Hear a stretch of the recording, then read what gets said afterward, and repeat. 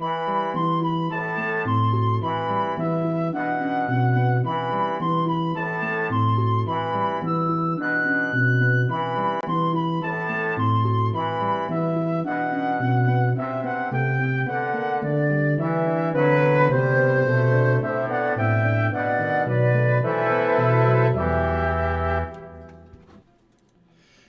evening, everybody, and welcome back to Exploring the Lord of the Rings. This is session number 365. So I guess that means that if you start at the beginning and listen to one session a day, you can catch up in a year now. That's actually not so bad when I think about it that way. But anyway, welcome to session number 365. And today we are going to, I think, my plan, here's the plan. My plan is to complete the encounter on the Bridge of Khazad-dûm. And then, of course, we're still not quite done with the chapter, as we have a couple more slides after that as we run towards the door. But that is the plan, to finish the confrontation on the bridge here this evening. Yeah, Aranas, I figure we've got, so what, we're going to finish this one, and then we've got three more slides after this in the chapter. So yeah, we've got, I figure, counting tonight, 4 classes left in the Journey in the Dark, and then we will begin our Lothlorien season, and I am sure, will be in Lothlorien for a little bit of time. Yeah, that's going to take a bit on account of its several chapters, and there's a whole bunch of poetry in it. I mean, there's poetry in the Lorien chapter. Yes, and time in Lothlorien is weird, David Michael Roberts, as you say. So, yeah, I mean, it's exactly poetry in multiple languages, Adam, and I can't wait to get to the Quenya poetry. Oh, man, it's going to be so much fun. Not because I know Quenya. It's going to be fun because I don't know Quenya. Oh, I can't wait. But that's going to be, but that too, there's several poems that lie between us and even that one. But it's going to be good. Anyhow, so, yes, Aru, maybe you will have tenure by the time we reach Aman. It's very possible. It's very possible. Yeah, Kate said, Doom, that's a great idea, actually. If you start studying Quenya now, then you might master it by the time we get to that poem, and then you can help us. That'll be great. That'll be great. But anyhow, so yes, what is coming up it's been, the build up towards the Bridge of Khazad-dûm has been great. I have really, really enjoyed, these last weeks that we have been studying Gandalf's confrontation on the bridge. Been really, really interesting. And now I'm already kind of peeking around the corner and looking towards Lothlorien to come here. But anyway, oh no, JJ, that's not quite fair. JJ is suggesting by the time we get to the Quenya poem, the dialect of Quenya might have changed over time a little bit since then. Yeah, possibly. But anyway, let us move forward. But first, I wanted to take a glance at a couple things. This is blackberry.signumuniversity.org, where so much fun stuff happens. And so let's just glance ahead and look at our next moot, of course, Myth Moot 13, our big annual moot coming up June 25th to 28th. And then you see right below it, our next regional moot, Sunshine Moot 2026. There we are, March 7th. That's our next regional moot coming up in just a few weeks down in Orlando, Florida. Looking forward to seeing folks there. And then after that, the next one will be Tex Moot, April 11th. For folks in Europe, keep in mind that we have 2 European moots coming up. We've got Willowmoot happening on May 23rd in Leuven, Belgium. And then we have Euromoot happening in Prague from the 2nd to the 4th. And of course, for everybody up in Alaska, we're coming to Alaska August 1st, Helcaraxamoot, Fairbanks, Alaska. It's going to be so cool. I've never been to, well, okay. I have been to Alaska, but I've like cruise ship been to Alaska. So I've been to like a couple ports on the coast. It totally counts. But I've never been inland in Alaska, and that's going to be really fun. So yeah, all of these things coming up in our events. But if we scroll down, check this out. So let's see what's happening next month, March. So it's mid-February 2026 for those of you who are listening later. Let's look at what's happening in March, because so much cool stuff is happening in space. So check this out.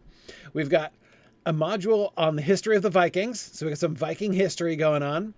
We've got the first step of the journey through Narnia with Brenton Dickinson. He is so good. He is a world-class C.S. Lewis scholar. He's been teaching at Signum for a long time. So good on C.S. Lewis and Narnia. So he's starting a trip through, a journey through the Chronicles of Narnia with, of course, the best place to start, The Lion, the Witch, and the Wardrobe. This coming March here, this coming month in March. We've got our Advanced English, Old English series. This is for folks who have already learned Old English and don't want to forget Old English. You can jump in with Dr. Swain and read some really cool Anglo-Saxon texts that you've never read before, almost certainly have never read before, and keep your hand in on Old English in the company of other folks, cool folks who are doing that. We've got our creative writing workshop with Sparrow Alden. Enough said. She is so good. She is really the cornerstone of our creative writing program. Anybody who has been interested in who does writing and wants to get support for their writing, you will find it there in the creative writing workshop for sure. 2 more intermediate readings classes. Again, this is so important. So many places will teach you languages, but then they just leave you. We do a lot of work in space to enable people to have the opportunity to practice, just to keep their hand in, to keep practicing. Intermediate readings in Japanese, another Old English section, and there's another like that later on too. We've got a couple classes from Amy Sturgis. Last Seen Wearing by Hilary Walk. That's one of her contemporary fiction classes, and a module on Andor Season 2, which is very cool. If you've ever thought about learning Old English, if you've never learned it before and you've always kind of said to yourself you'd like to be able to read Beowulf, you know that how much Tolkien was influenced by Old English literature, and you've always wanted to get a taste of it yourself, well, look, we're starting a new series on learning Old English. So a whole new cohort of students is going to begin learning Old English for the first time with Dr. Schendel. So there you go. We've got, remember I announced this before, our Signum Classics class on Dracula with Julian Barr and Sarah Brown as a guest lecturer. That's happening in March. Sarah is also teaching a really cool Tolkien module, Tolkien as Mythmaker, the Architecture of Middle-earth. Really, really cool module. I'm sure that's going to be. And then we have a bunch of languages that we're already in the middle of teaching. We've got Dr. Swain's Ancient Greek series, Dr. Rourke's Biblical Hebrew series. We've got Dr. Swain doing Latin, Dr. Schendel doing Middle High German. Come on, where can you go to learn Middle High German? And by the way, like Middle High, I do not know Middle High German, but that was like the next language I wanted to learn. I never got a chance to do it in grad school. There is so much cool medieval literature written in Middle High German. And then Dr. Anderson is doing his Old Norse class. Nerdosapiens asks, are there ever plans to do Irish? Totally. Well, I mean, like, do you want to learn Irish? In which case, let us know and we'll make a plan to teach it. That's kind of how space works, actually. But yeah, like if you would love to learn Irish Gaelic, then totally. Yeah, like space@signumu.org. Send them an email. Tell them you want Irish. We'll make it happen. That's what we love to do. We've got Sam Roche and Mari Takaguchi doing Japanese. So these are, I think both of these are conversational Japanese classes. So anyway, this is just a taste of what's happening in our space program. This is what's going on next month in March. And then in April, there will be a whole new set of things, and things will continue. Anyhow, so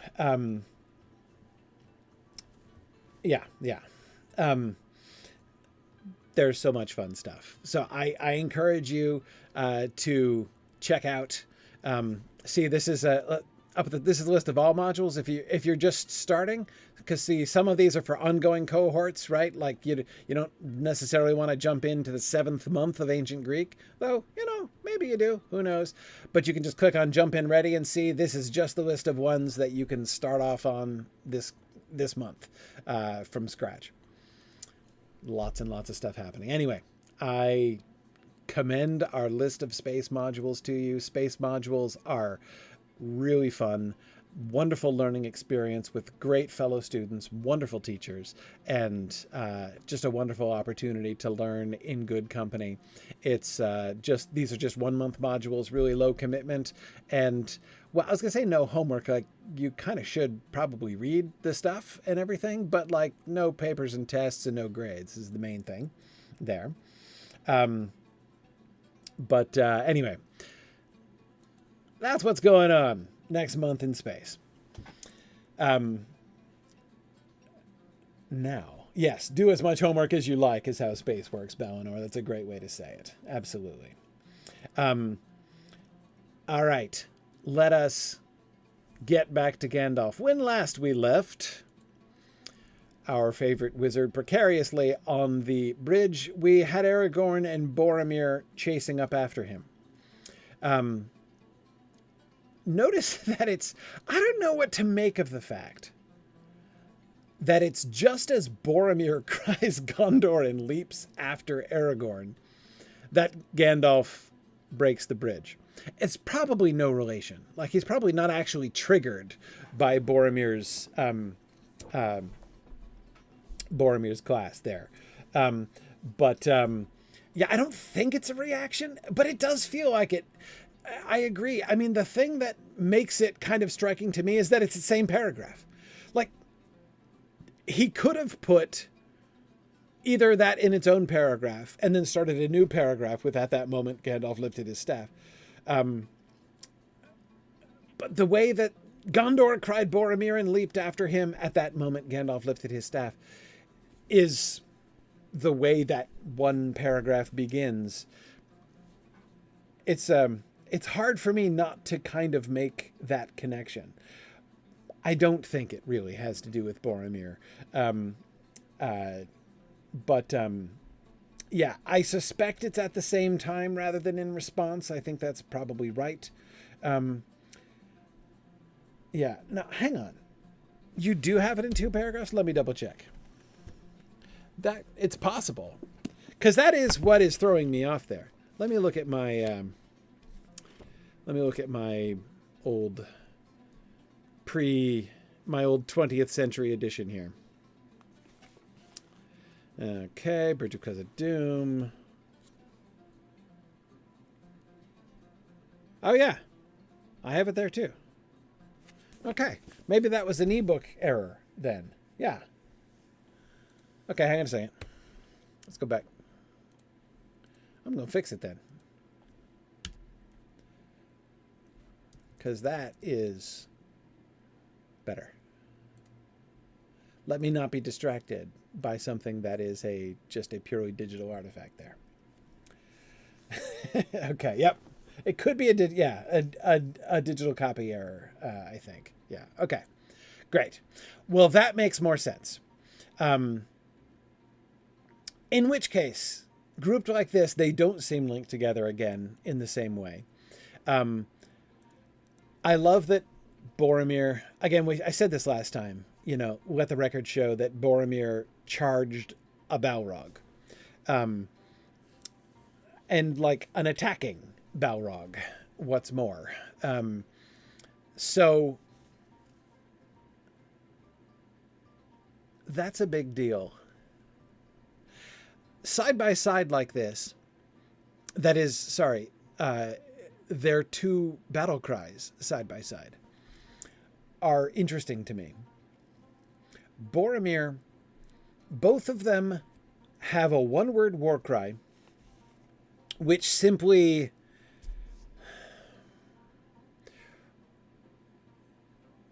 Well, what exactly? Gives their allegiance? Precisely? That's not exactly right. Boromir cries Gondor, which makes sense. He is used to leading the Gondorian charge. He's the general of the army back home. And so for the general of the army to say Gondor, he is saying, like, that seems, it seems to me basically kind of short for let's do it for Gondor. Let's win it for Gondor. Right? I mean, I rather suspect that the primary audience of Boromir's battle cry normally are his men rather than the enemy. I mean, the enemy are no doubt part of his intended audience, right? But it strikes me that they're probably the secondary audience, right? I mean, the first, the first thing is, yeah, David Michael Roberts was pointing out that in the film, they changed it to for Gondor. That is, they put the preposition in. And by putting the preposition in, you make the message much clearer, right? For Gondor. Like, let's do this for Gondor. We're doing this for Gondor. I'm about to charge for Gondor, right? I'm going to whack you upside the head for Gondor. Just saying Gondor is not that specific. Because it could mean, if you don't include the preposition, it can mean many different things. It could mean for Gondor, like do it for the sake of Gondor. Let us remember what we're fighting for is one thing that Boromir could be saying. That's why I think his own men are probably the primary audience. And that does make it, somebody was suggesting that makes it, Garth Galerius was saying it makes it a performative battle cry. Well, yeah, first of all, almost all battle cries are performative in some sense. Like, generally you have a target audience for that. Now, the target audience might be yourself. It could be self-talk, potentially, right? But all battle cries are performative, I think, in some sense. But yes, without the preposition, Gondor could also mean, it's like a declaration, like, in as much as you're talking to the enemy, in as much as you're talking to your companions, as Boromir would be, as leader, he would be saying, we are Gondor. We represent Gondor. Like, don't forget, we are Gondor right now. You are Gondor. This is not just something you're doing for the sake of Gondor. Like, it is, but it's not just that. Like, right now, in this place, you are Gondor. And they are of Gondor, Jackie. It's a reminder. Yes, as well. Don't forget that you are of Gondor. Sure. Yeah. And those things work for the enemy too. Hey, by the way, bozo, like, this is Gondor we're talking about right here. You are facing, do you realize? Right? FYI, you are facing Gondor. Okay? Yeah. So it's identifying, it's calling upon something larger than himself. It's identifying himself with something larger than himself and encouraging all of his men to do the same, right?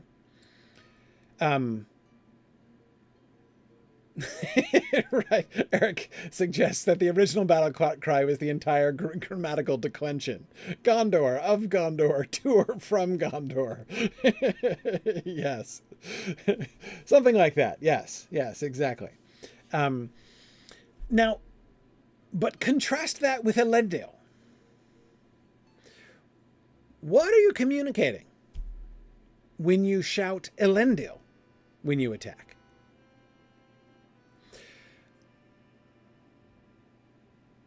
Well, on the one hand, he's kind of representing Gondor. Sorry, kind of representing Elendil, right? He is the representative of Elendil. He's the descendant of Elendil, right? But it's not exactly like I'm here on behalf of Elendil in the same way that Boromir might be like, I am here on behalf, again, I smite thee with my sword on behalf of Gondor, right? Aragorn's not doing it on behalf of Elendil. And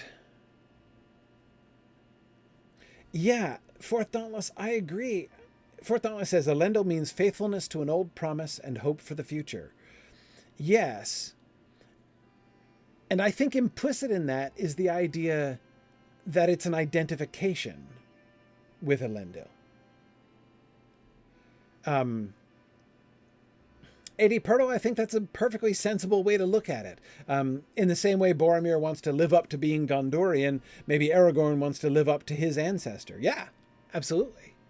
Absolutely. In that sense, I think, that is the sense, I think, in which Aragorn's battle cry might be self-talk. Again, I think there are always the three potential audiences, right? Your allies, your enemies, and yourself to a battle cry. Yeah, I do think it's a sort of reminder, right, of what he represents, right? Nancy, that's a really wonderful point. The Balrog didn't have any idea who Elendil is, right? Elendil is Johnny come lately for as far as the Balrog is concerned, right? But he will be able to translate it, right? So he'd be like, why is that dude shouting elf friend? Okay. Yeah, that's what the Balrog is going to be hearing, right, as he shouts Elendil.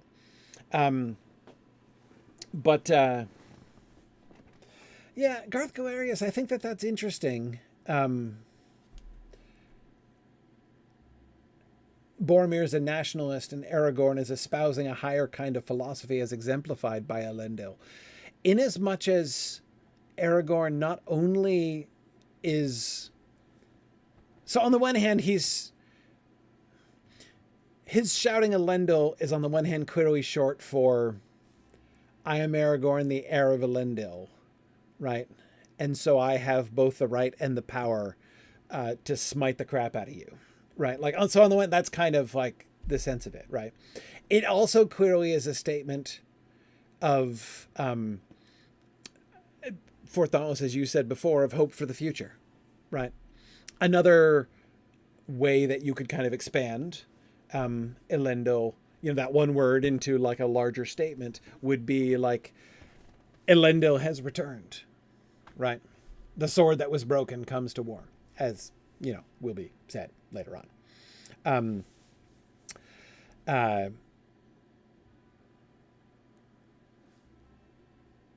Yeah. What is really funny, Dr. Benaway says, could it be a statement that Elendil, in some sense, is with him? Elendil, I am with you, Gandalf, right? The whole statement is really kind of interesting. I do think, Jackie, along the lines that you were pointing out as well as Garth Galerius, there is a kind of statement about it too, right? Remember, I talked about this way back in the Council of Elrond when Aragorn put tossed the shards of Narsil onto the table, right? That he, right, really casually, right? When Aragorn kind of chucks out the shards of Narsil, he talked about he saw himself called to fill the role of Elendil. We saw that, remember, for the first time on Weathertop, before the encounter on Weathertop. That is, when he was standing there recollecting that Elendil had stood just where he was standing, except probably a little higher up, like on a tower maybe. But anyway, he'd stood where he was standing. Maybe the tower hadn't been built yet. Anyway, when Aragorn had been recalling that Elendil stood just where Aragorn was currently standing, waiting for Gil-galad to come, right? So from the first time, and that's the first reference we get to Elendil.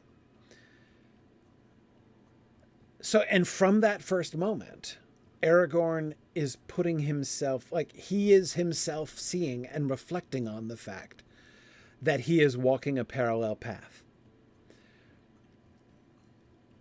He, as Isildur's heir, will strive to amend Isildur's fault. But although he's the heir of Isildur, it's not Isildur's footsteps he sees himself following in. It's Elendil's footsteps that he sees himself following in. And he, again, very self-consciously. And this is important because that is a self-sacrificial trajectory. From that first contemplation of Aragorn's on Weathertop, all the way down to the charge at the Black Gate at the end, Aragorn is doing Elendil.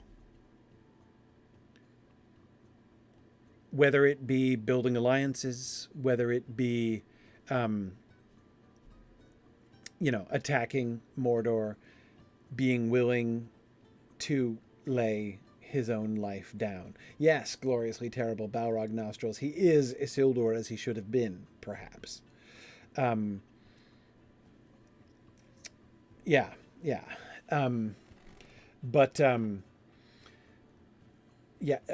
Louise, pay no attention. They're just teasing me about returning to Weathertop. That's a joke. Because I did that for a long time. We kept going back to Weathertop, and they keep teasing me about that.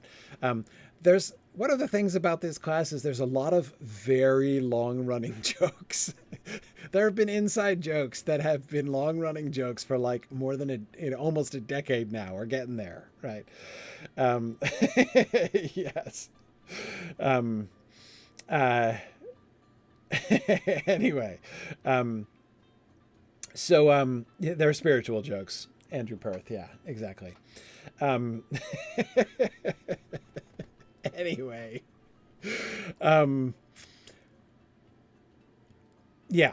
so there's another sense, therefore, another statement you could substitute for Aragorn's one-word Elendil chant, and that is, "Here I come. It's me," right? Announcing himself, following in the footsteps of Elendil, right? But again, at the same time, it's self-talk. He is reminding himself of who his role model is, right? The great king, the faithful one, the elf friend, the hero of the last alliance, the one who sacrificed his life on Mount Doom.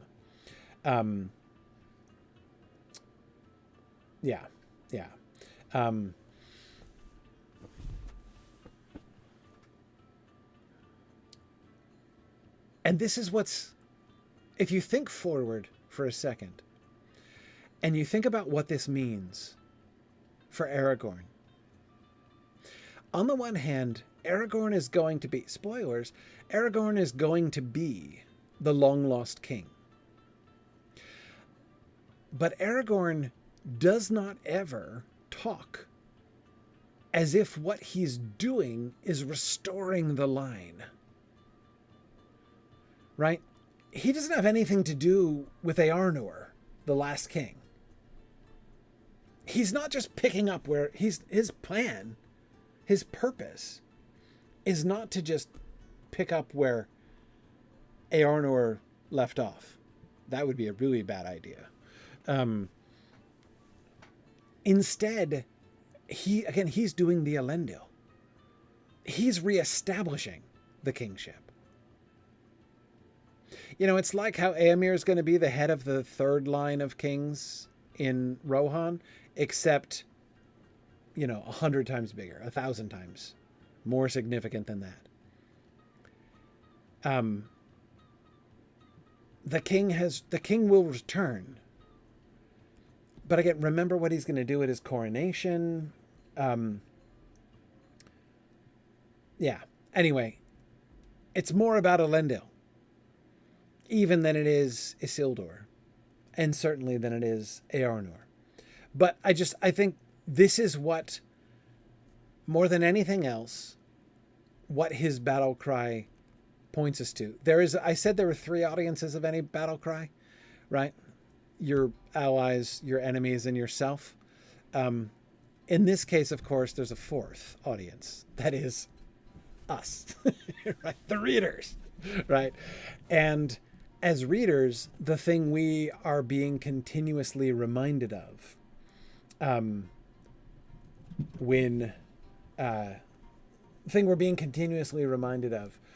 when we hear him cry, Elendil, is that parallel, right? Is what he's doing, right? What his trajectory is. And this is why the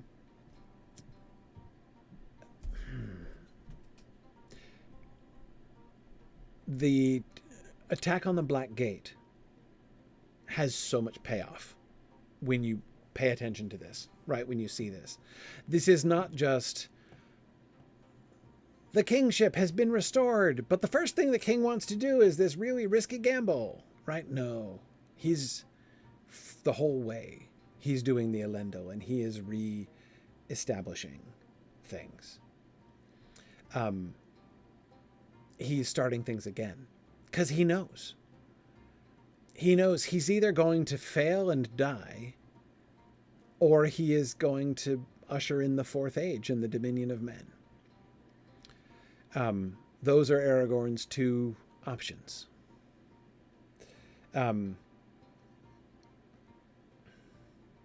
Yeah.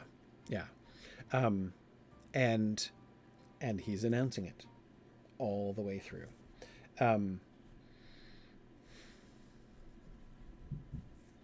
Yeah.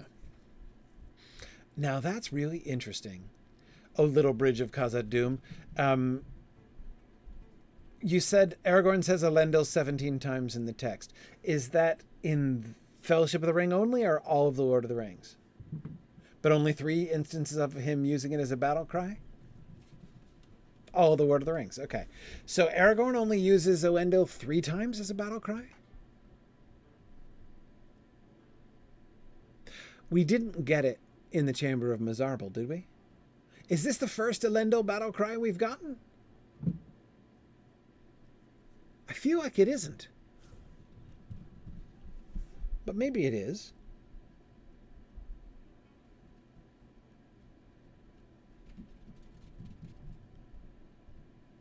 Maybe it is. Right. I agree with your counting, O Little Bridge of Khazad-dûm, not to count when he says Elendil, Elendil. That still counts as 1. Okay. So this is the first time we've heard this battle cry. Well, that's really cool. Well, then, why don't we pay attention to that? Let us note, if he only says this in battle 3 times, that kind of seems like we should maybe pay attention to when those times are. And one of them is when he is joining Gandalf so that Gandalf needn't stand alone against the Balrog.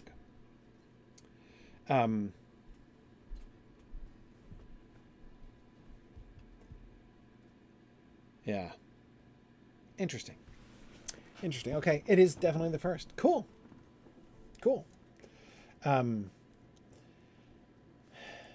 Yeah. That's neat.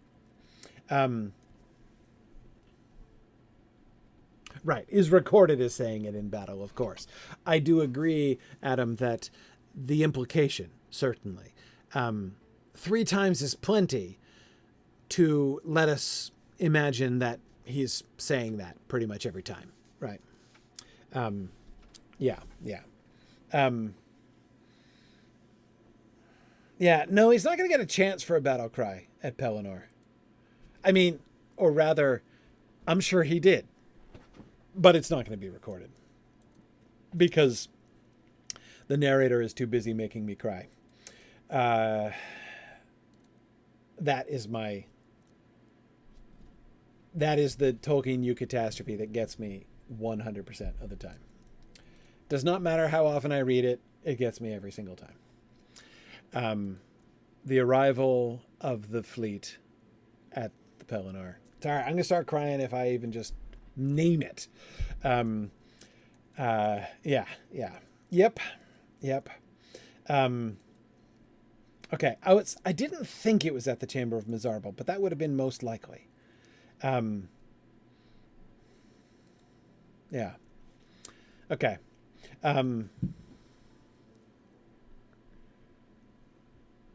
Okay.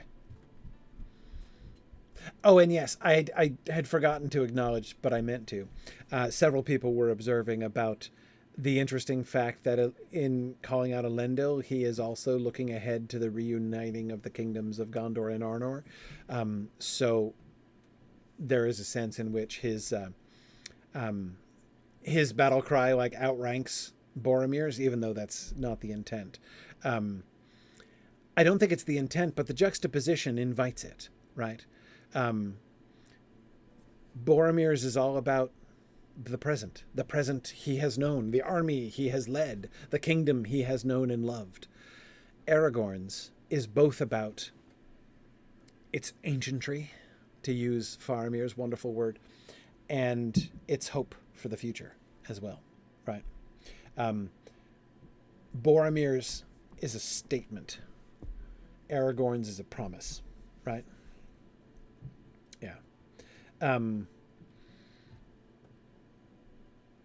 Yeah. Yeah. Okay. And yes, Jackie, it is one of the things. I mean, it's not a criticism. You have to make choices like this. You can't do everything in a film that you do in a book. But the de-emphasis of Elendil and the increased emphasis of Isildur, simply as a negative example and sign of weakness, it is a sad flattening of the story in that way. Yeah. Okay.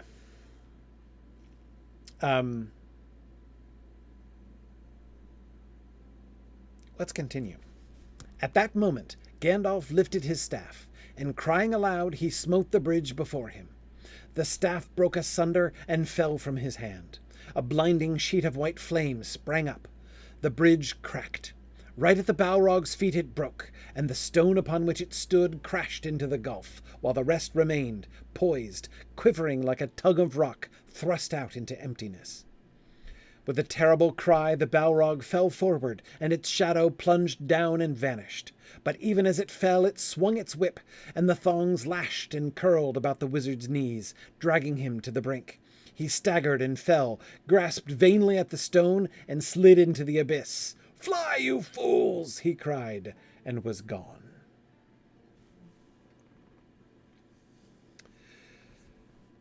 Okay, first thing. Did you notice all the alliteration? Notice he's doing, right, Green Great Dragon says, brought to you by the letter S. Yeah, that is one of the big ones, right? Oh my goodness. Right, not only does Gandalf alliterate on "fly, you fools," but he is totally in fling fuel on the fire mode. Tolkien, I mean. Remember when we were looking at the wolf scene, the fight with the wolves in the last chapter, or 2 chapters ago now, we were talking about, there was like battle alliteration, right? Lots of that kind of close pairing. Look at what we get there. It isn't just that it comes up, but it keeps coming up right next to each other. Even really quick, like fell from. But Balrog's right at the Balrog's feet it broke.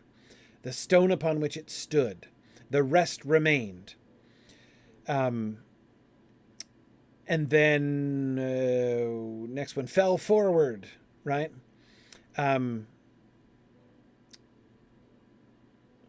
Grasped vainly. The Balrog broke, right? Fell forward.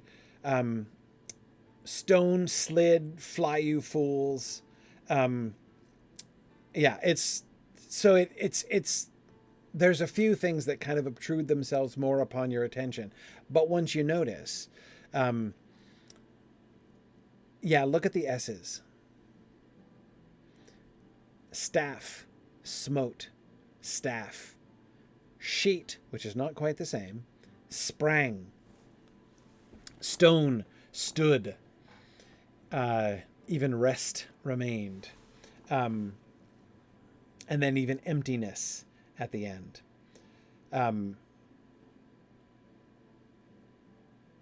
Notice the blinding sheet of white flame. Sheet and shadow, right, are opposites of each other.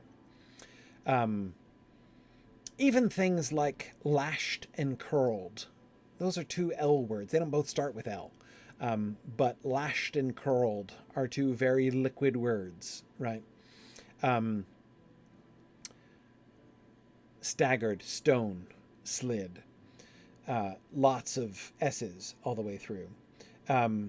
Yes, Green Great Dragon, I agree. It would take little work to adapt this paragraph to alliterative verse. Yes, it would. It would take a little bit of work, but not very much work.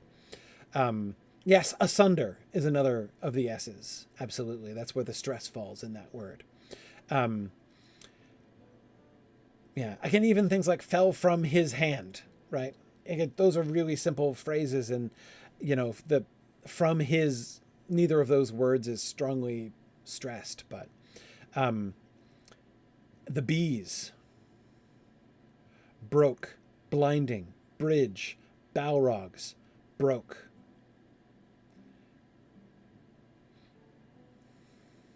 Yeah. And yes, Maureen, absolutely. You look at the syntax next. Definitely the short sentences. We start with a compound action. At that moment, Gandalf lifted his staff, and crying aloud, he smote the bridge before him. That's a fairly complicated sentence, right? He does two actions, lifted and smote, and then crying aloud is a phrase, right? That's added in. It's a verbal phrase, right? It's a participle, but still points to another action, right?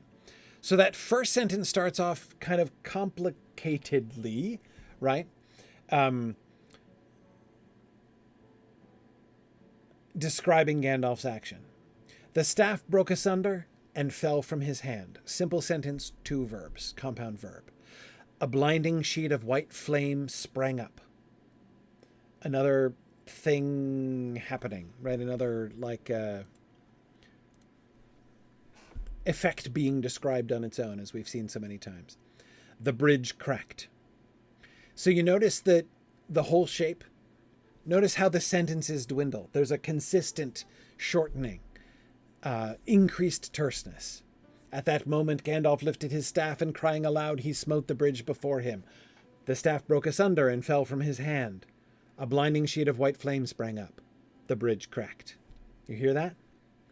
And then, yes, back out to a really long sentence. Right at the Balrog's feet it broke, and the stone upon which it stood crashed into the gulf, while the rest remained, poised, quivering like a tongue of rock thrust out into emptiness. We get the steady contraction, Brandibus, exactly, all the way through that turning point. The bridge cracked. And then we get this sudden dilation. And notice what he's describing is the remaining of the bridge. The breaking of the stone under the Balrog's feet. And then there's that suspense while the rest remained, poised, quivering. Notice the pauses there. We've got 3 participles in a row, right? So participles are verbs, but they're not verbs. They don't describe actions. They describe a thing, right?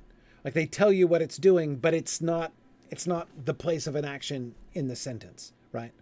It's just describing the thing with verb words, right? While the rest remained, there's the verb, poised, quivering, like a tongue of rock thrust out into emptiness. So we get those two participles, poised, quivering, and then a simile, like a tongue of rock thrust out into emptiness. So verbal is the name of the category, like infinitives and participles and gerunds are all verbals. Participles are the most common kind of verbals. Infinitives are pretty common too, but participles are even more common. And they're either adjectives or adverbs generally. Participles are.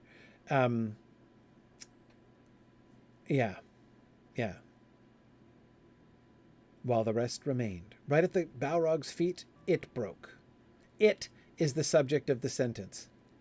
Oh, that's really fun. Now, it refers to the bridge, of course. But of course, it has been referring to the Balrog all the way through, right? Right at the Balrog's feet, it broke, and the stone upon which it stood crashed into the gulf, while the rest remained. Yeah, we get new, it broke, the stone crashed, the rest remained. We get 3 separate subjects and verbs in this sentence, while the rest remained is a subordinate clause. But yeah, long, complicated sentence. Because we get, and that long, complicated sentence, I mean, he could have kept going, right? He could have kept going, like with the contraction, right? He could have said, at that moment Gandalf lifted his staff, and crying aloud, he smote the bridge before him. The staff broke asunder and fell from his hand. A blinding sheet of white flame sprang up. The bridge cracked. The Balrog fell. Right? He could have gone there. But he doesn't go there. Right? Instead of continuing that contraction and ending with, a just as short or even shorter. So maybe he could have thought of a 2-word sentence, right, to finish it off with. But instead, he flips to the other direction, right?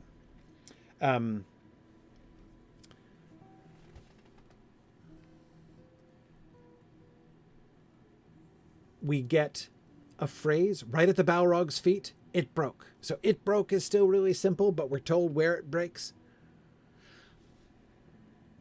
And the momentum of the paragraph might lead us to kind of feel like we should get a pause there, but we don't. The syntax, the long and complicated syntax of that last sentence is kind of, merciless. It drags us on, right? We're expecting quick action, but we don't. There's this pause in the quick action. Right at the Balrog's feet it broke, and the stone upon which it stood crashed into the gulf, while the rest remained, poised, quivering, like a tongue of rock thrust out into emptiness. The pause on the word poised, surrounded by commas, right, that's the climax there, right? Yes, Maureen, it's almost impossible not to pause when you come to that point in the sentence. Absolutely. And so what we get here,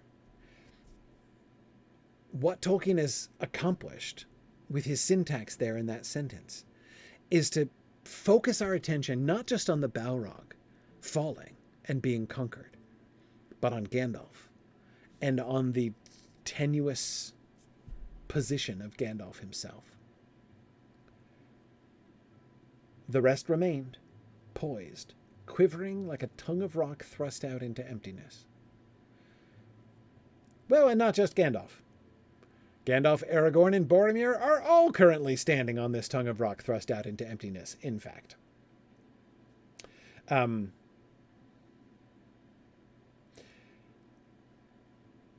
Now, that is a great question, Andrew. I wonder if Gandalf thought for a second that he'd managed to fight a Balrog and live. Do you think?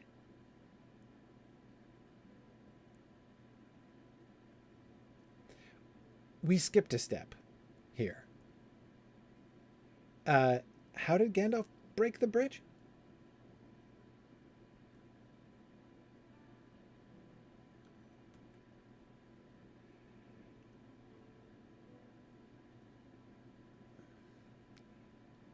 He smote the bridge.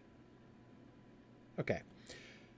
Gandalf lifted his staff and, crying aloud, I assume that's important, he smote the bridge before him. The staff broke asunder and fell from his hand. This is the staff upon which he was just leaning very recently, right? The staff broke asunder and fell from his hand. Remembering ahead, when Gandalf announces that Saruman's staff is broken, we all know how to understand that, right?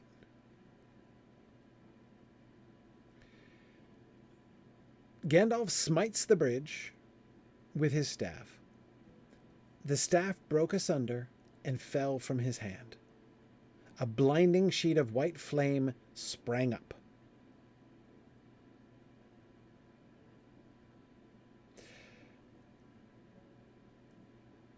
And this is where it gets interesting. That sentence, right?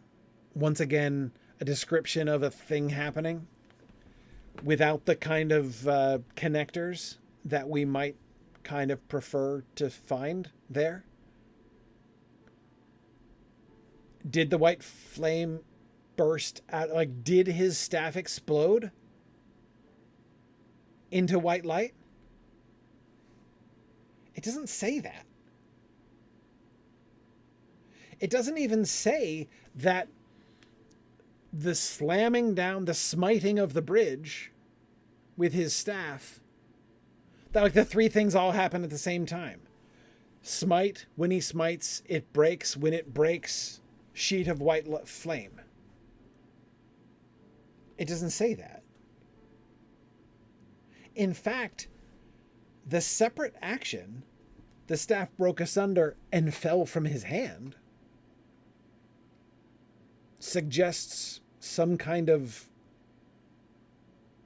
delay. There is an interesting parallel there, Eric. I agree. The staff falls, the flame comes up.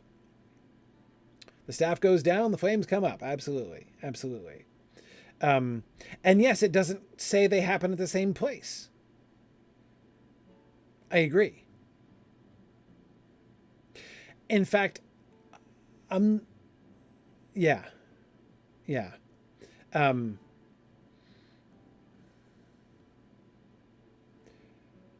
Right at the Balrog's feet, it broke. I don't think Gandalf poked the staff down right at the Balrog's feet. I think that the breaking of... I don't think the bridge breaks where he smacks it. Nancy, you're right! We missed it! We have another body part! Balrogs have feet! See there? They've got feet, they've got hands, they've got nostrils, and they've got manes. There we go. It's a fourth. And we don't know if they have toes or not. Yeah, but, yeah, wow, Nancy, thank you for pointing that out. We almost missed it. There we go. O little bridge of Khazad-dûm, we can prove now that the Balrog is not a monopod. Well, it does let out a terrible cry, but I don't know that that proves mouth. I mean, there's indirect evidence to support the conjecture that it has a mouth. But yeah, feet right there. Balrog's feet. Yeah, he could have released the cry through his nostrils. Totally. Yeah, I mean, right? Who knows?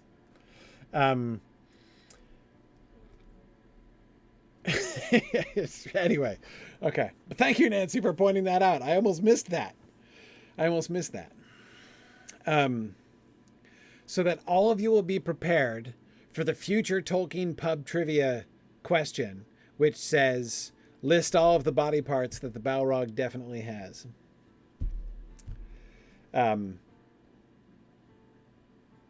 Yeah. Feet are on the list. 100%. And of course, I'm not arguing that he doesn't have a mouth. I'm just saying we can't prove it. That's all. Okay. Anyway.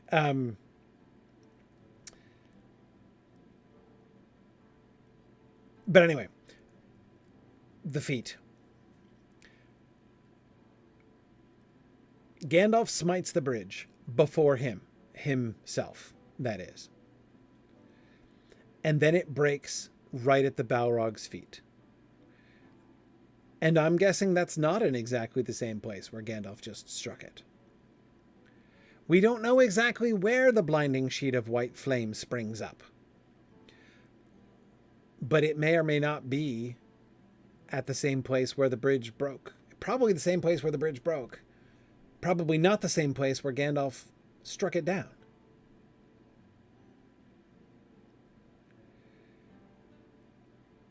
And in either case, whether it is or not, the description, the staff broke asunder and fell from his hand.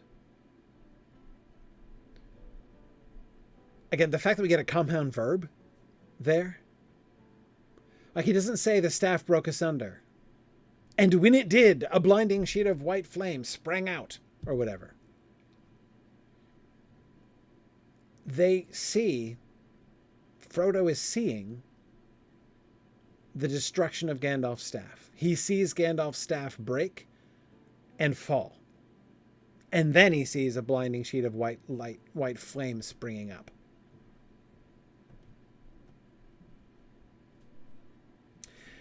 Jackie says the staff seems to go voluntarily. Something like that.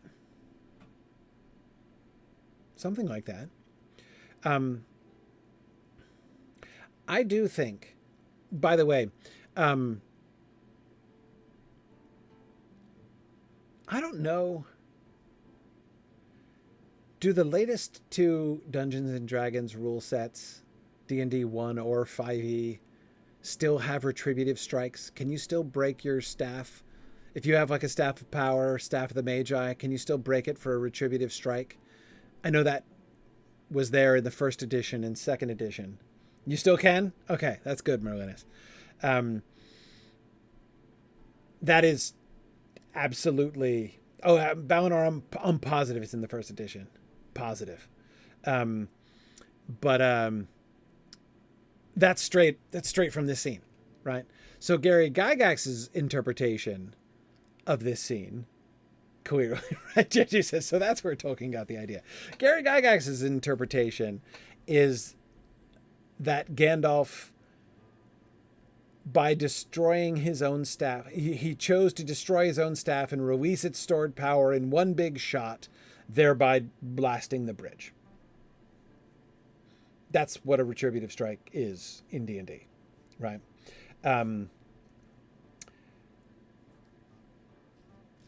My point is, I don't think that either Peter Jackson or Gary Gygax are reading this scene quite correctly, is my point. That's always how I read it. I always read this as Gandalf breaks his staff, and when he does, it bursts, like flames burst out of it, and that breaks the bridge. But at the very least, it's not obvious that it's possible. But the separate perception, not only of the staff breaking, but of the staff falling, and then of the blinding sheet of white flame. Blinding is an important word there.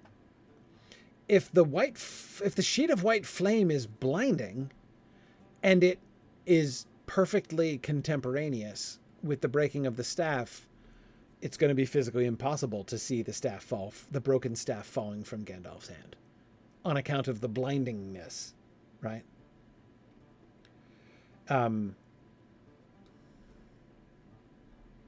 So the more I look at this, the less likely that seems. That it's a two-step process. The breaking of the staff, when the smiting is clearly, like, he's not just physically breaking the staff, right? Because he hit it so hard on the bridge. That's clearly a magical action.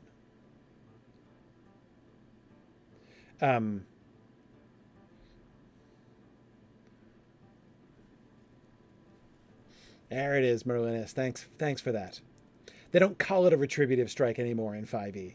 I thought I didn't remember seeing that term in 5e. Sorry, little side question I had.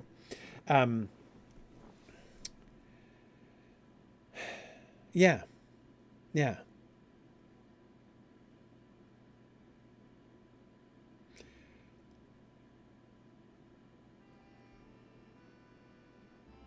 Gandalf is exerting a massive amount of his own power,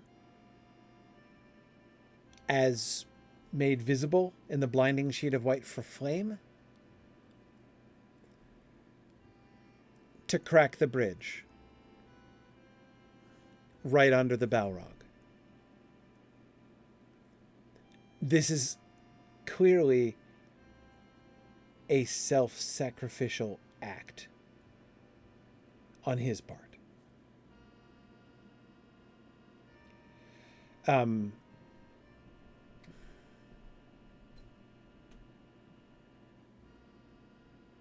Yeah.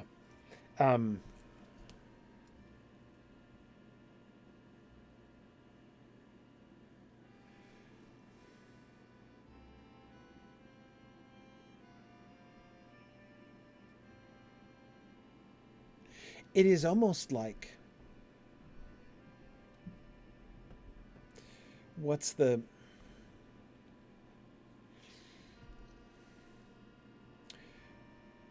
question? It's almost like the breaking of the staff is the cost. Like, he can do this, but it is going to cost him a broken staff. He can only do it if he breaks his staff. And his staff is connected, explicitly connected, with his power.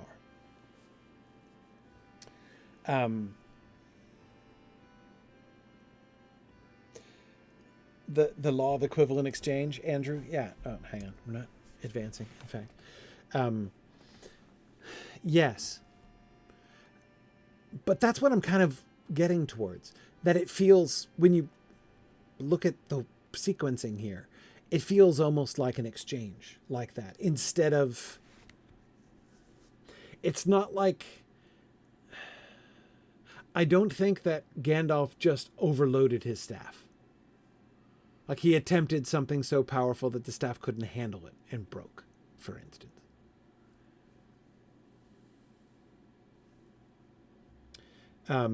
Yeah. Oh, yeah. No, Andrew, I know you are agreeing with me. So, yes, he doesn't lose his staff. He gives it up. That's right.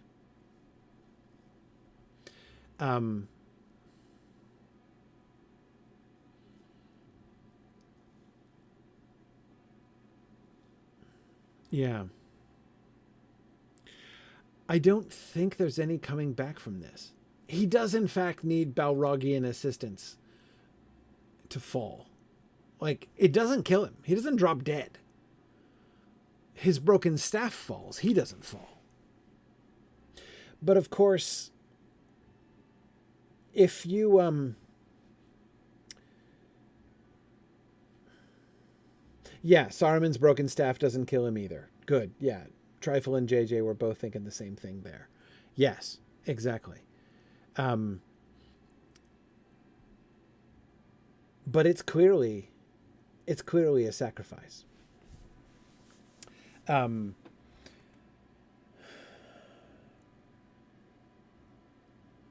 He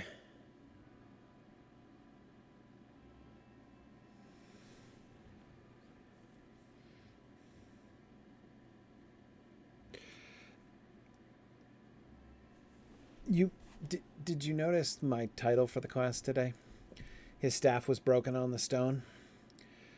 I'm, of course, remembering ahead to Gandalf's elegy that Frodo makes in Lothlorien, one of the poems that is in our future, right? Frodo is going to say his staff was broken on the stone. In Khazad-dûm his wisdom died, right?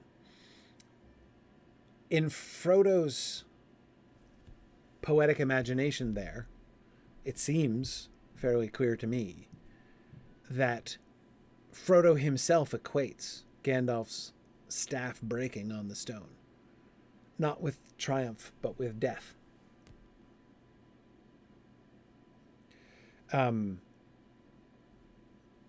Yeah.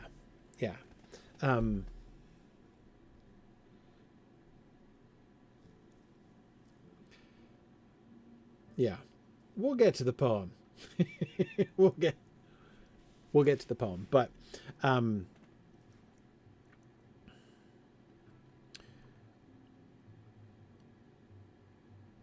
I've been arguing for a while that Gandalf has been making self-sacrificial noises ever since the moment Aragorn warned him and he went anyway. I think that Gandalf has had a shrewd idea that this was going to happen from that moment. And that has been growing upon him increasingly. He thought the time might have come at the Chamber of Mizarbo. And then remember what he says when he tumbles down the stairs. Well, that's over. And I have nearly been destroyed. But he seems like a little surprised to find that he hasn't been destroyed. Right? And Fourth Dauntless, I am inclined to agree with you.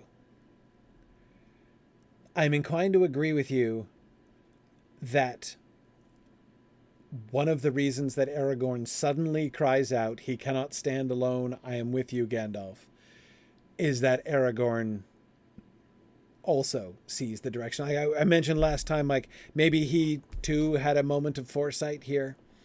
But yes, I think that he fully understands.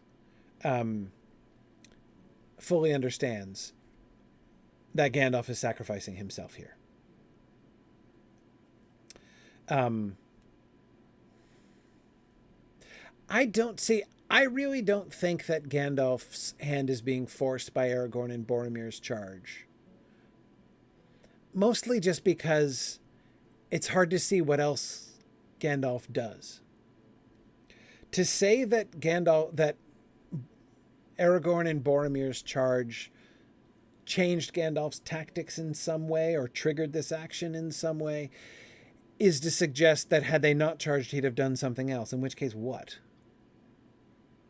Whack at him with his sword? Maybe. I mean, he's gonna later on whack at him with his sword. There'll be plenty of sword whacking to come. Up and down, mostly up. Right? The stairways of Moria. Well, stairway of Moria. Yeah.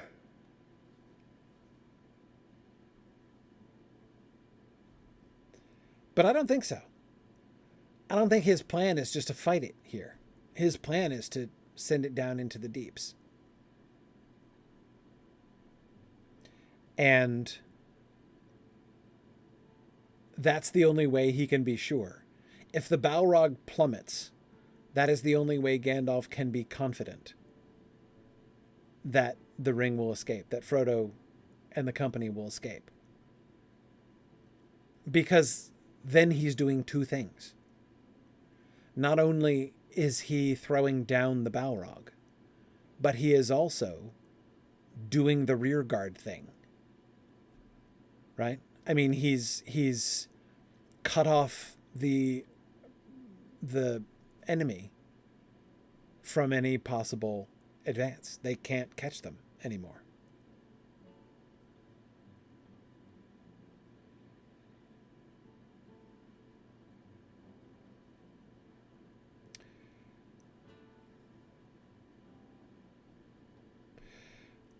Inasmuch as he was planning this rearguard action, I think this is what was in his head when he said, "You cannot pass."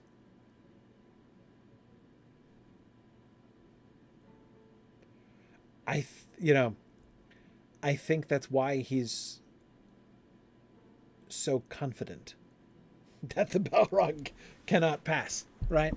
And when I say cannot, I mean gravity is going to prevent you, right?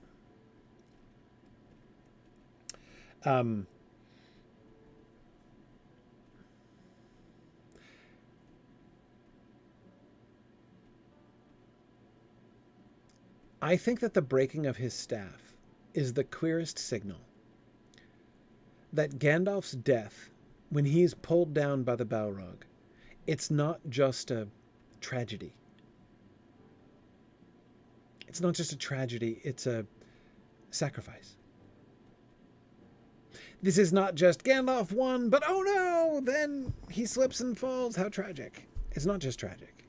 I mean, it is tragic, but it isn't just that. It's not that kind of tragedy. Gandalf, tragically taken down in his moment of triumph. It's a victory, but it's a sacrifice. Sorry, that makes me think. Few have won such a victory. Not none, though. Gandalf kind of won a very similar victory relatively recently. But, yeah. Yeah.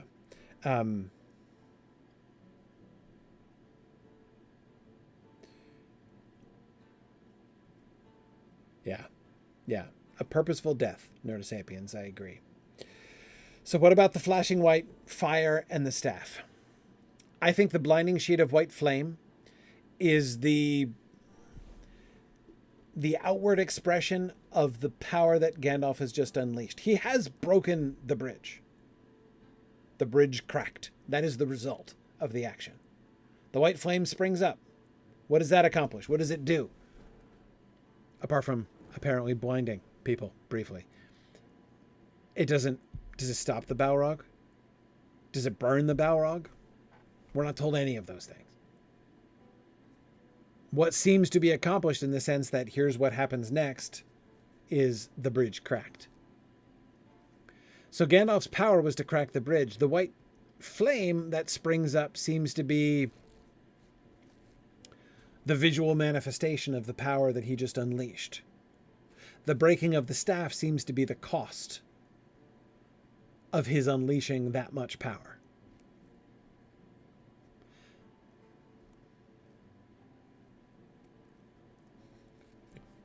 I've seen several of you trying to bait me to talk about Narnia, but I'm not doing it yet. Not yet. I don't think it will be this day. We're getting there. We're getting there. I'm not trying to just tease you, though. You understand why I'm wanting to separate this? Because remember, when we can talk about the Narnia question, but when we do, we're answering a completely different question. One question is, what is going on in this text? The other question is, like, in telling us at the end that Gandalf had the Ring of Fire the whole time, Tolkien is inviting us to retcon. He's inviting us to do fanfic. Just like he did, right? Tolkien was the first author of Tolkien fan fiction.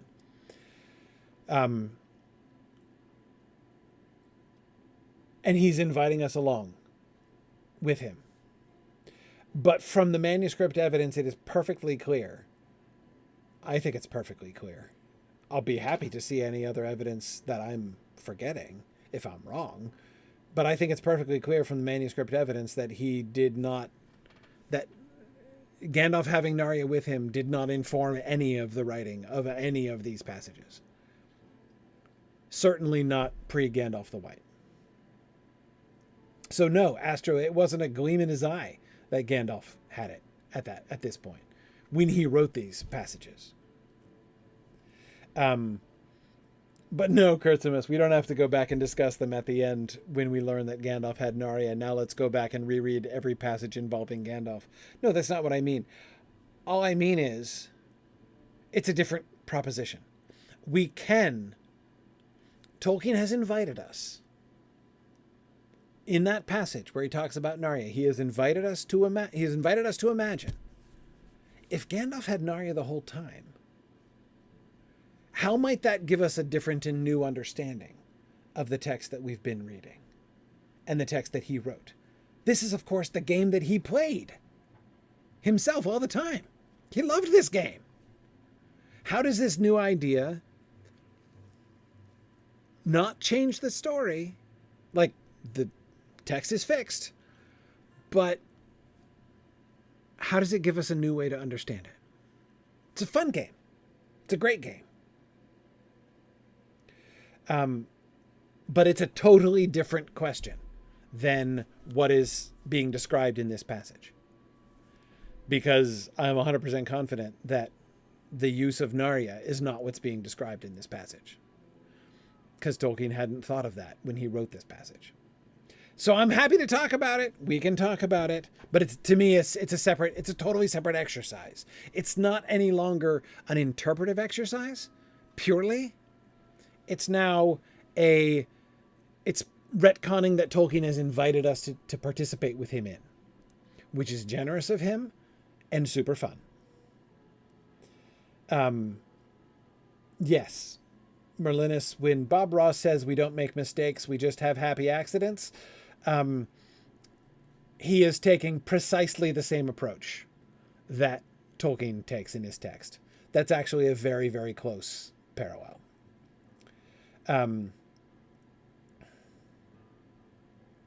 Yeah. I don't know, Jackie, if Bob Ross actually lifted that from Tolkien, but like they certainly had the same perspective on that. Yeah.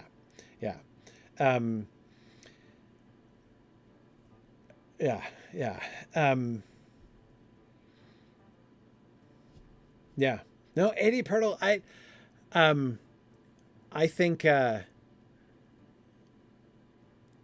I think not enough people have noted the similarities between the artistic sensibilities of Bob Ross and Tolkien. Actually, I think you could see a lot there. That would be a really good moot paper. I don't have time to write it, but a really good moot paper would be comparing the artistic outlook and creative approach of Bob Ross and J.R.R. Tolkien. That would be awesome. That'd be a really, really interesting paper. I think there is so much. There's so much there. Well, Nancy, Leaf by Niggle just is like it's like the coup de grace at the end of that paper, right? I mean, that's why, like, that mood presentation almost writes itself once you get to Leaf by Niggle, right? Yep. Oh, Balinor, there you go. Prospective title for the presentation. Happy Little Trees. There you go. Why not?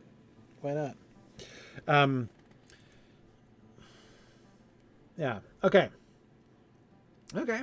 Yeah.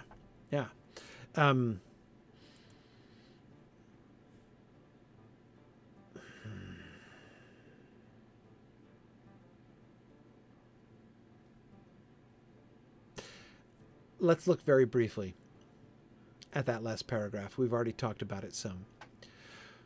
With a terrible cry, the Balrog fell forward, and its shadow plunged down and vanished. By the way, the Balrog fell forward. What does that tell you?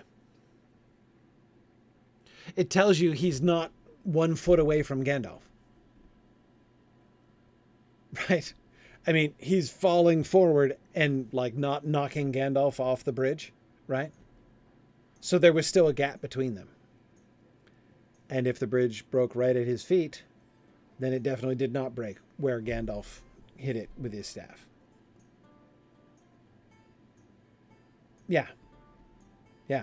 It must be a pretty big hole in the bridge. Yep. Yep.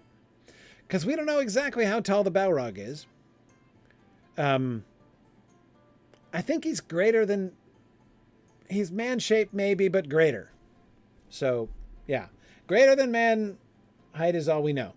Probably less than 100 feet. Probably more than 6 feet. Certainly more than 6 feet. But, yeah. Yeah.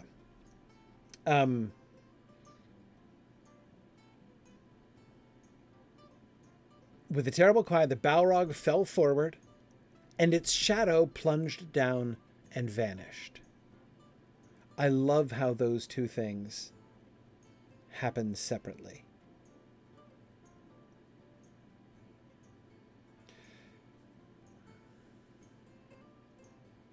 It almost reminds me of like, you know, those like the Looney Tunes moments when like something starts moving fast and you get their like a really stretched out part of them, like the, you know, the middle of their body stretches out or something.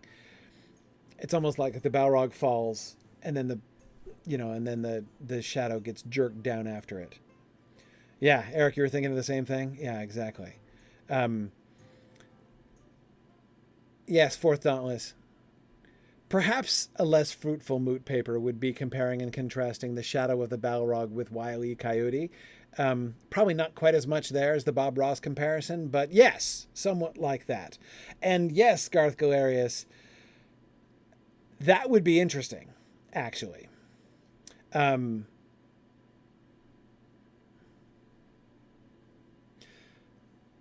moot paper. Compare and contrast Peter Pan's shadow and the Balrog shadow as two examples of independently operating shadows, right? Whose connection with their physical bodies is indeterminate, right? We know Tolkien knew Peter Pan. Not that I think he's necessarily thinking of Peter Pan in this moment, but possibly. Possibly. Nosferatu had an independent shadow in the film. Yes. Yes. I don't know of any evidence that Tolkien ever saw Nosferatu. It's possible that he did. But I don't know that there's evidence of that.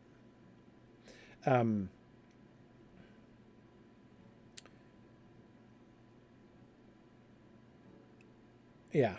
Yeah. Anyway, okay.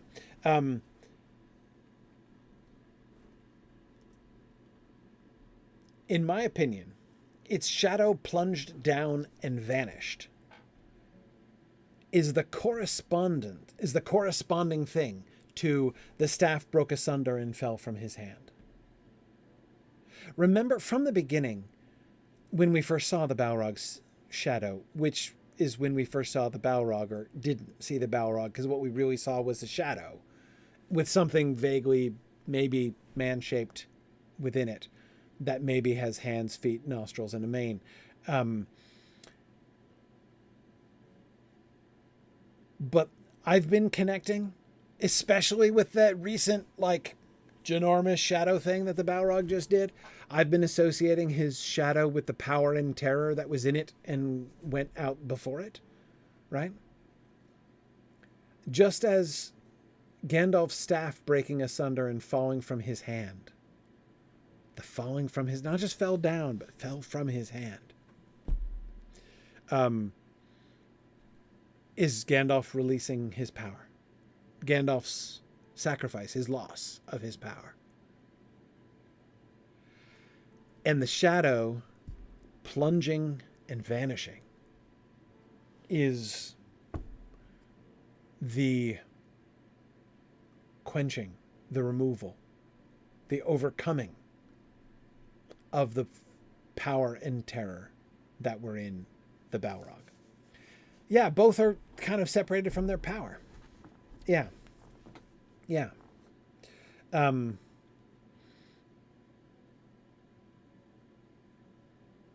Yes. But even as it fell, it swung its whip, and the thongs lashed and curled about the wizard's knees. Its whip. What is its whip for?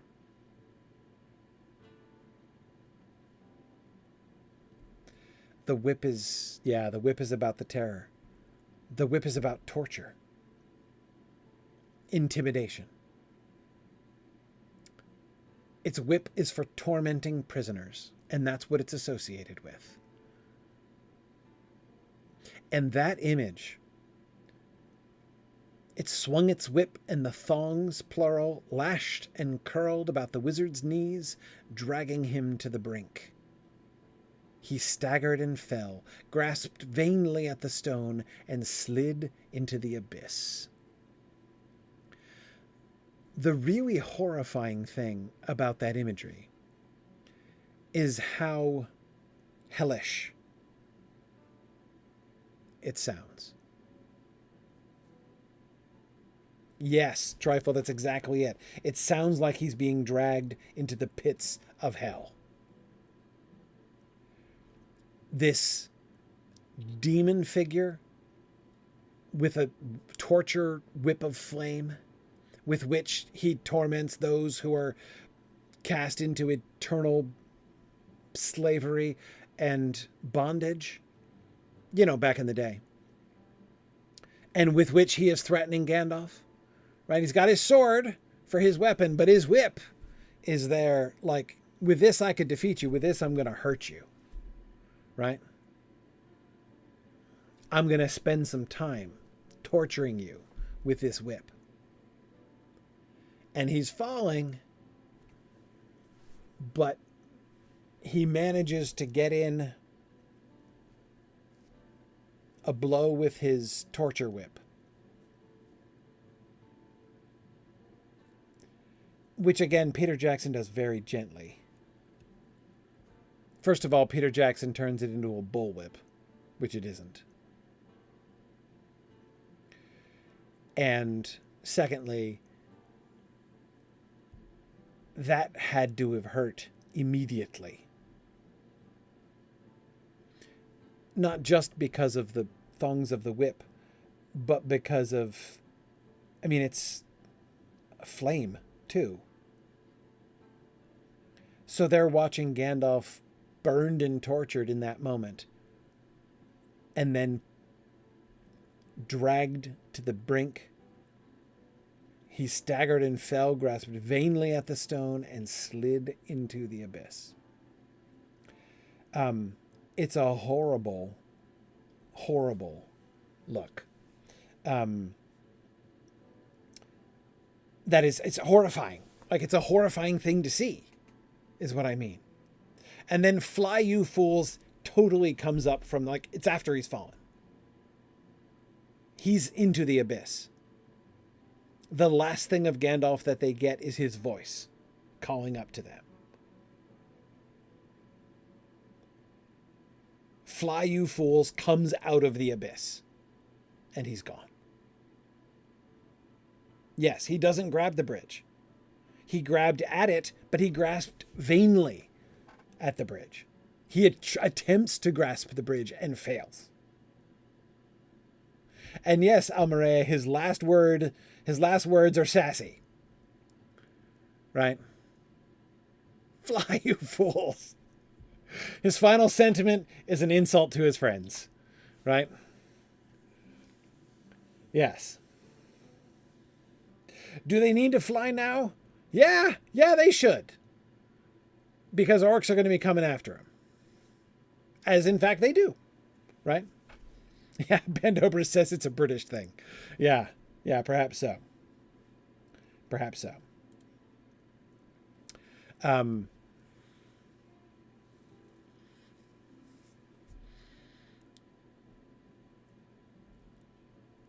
This is not just a he fell into a chasm and so therefore we assume he's dead. The imagery that we get surrounding Gandalf's fall is not just that he's, died, but that he's been dragged into hell. It's like that. At least. Similar to that. And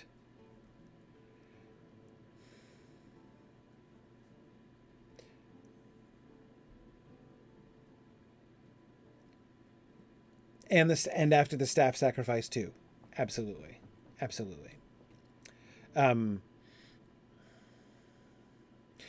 Gandalf's death is as clearly signaled to them as it possibly can be. And his final words, which are classic Gandalf, right? Alliterative, snarky, and reminding them of what he died for.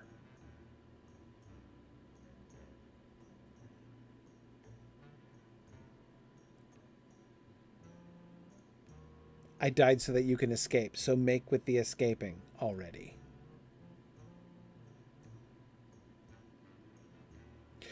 And if anything, fly you fools could, I think, be seen as a direct response to Aragorn and Boromir.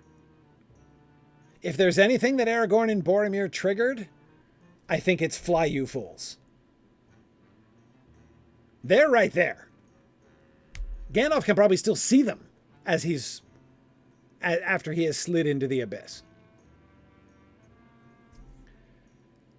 Aragorn is probably looking down because he was just charging forward.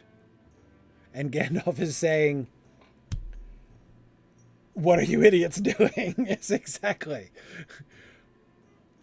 What part of fly? He already told them that. What part of fly did you not understand?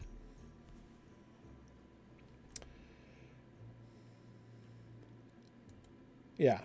Yeah.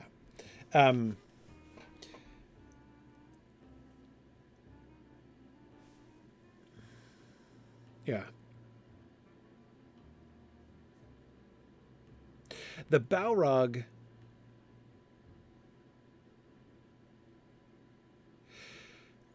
it is, I think, likely that the Balrog is trying to pull Gandalf in after him. I'm not 100% sure even though that's its goal. It's like it wants to hurt him. And it does. Gandalf sacrifices at least his power to cast the Balrog into the abyss. The Balrog is not going to go without taking Gandalf with him. Or at least inflicting some pain on him before he goes.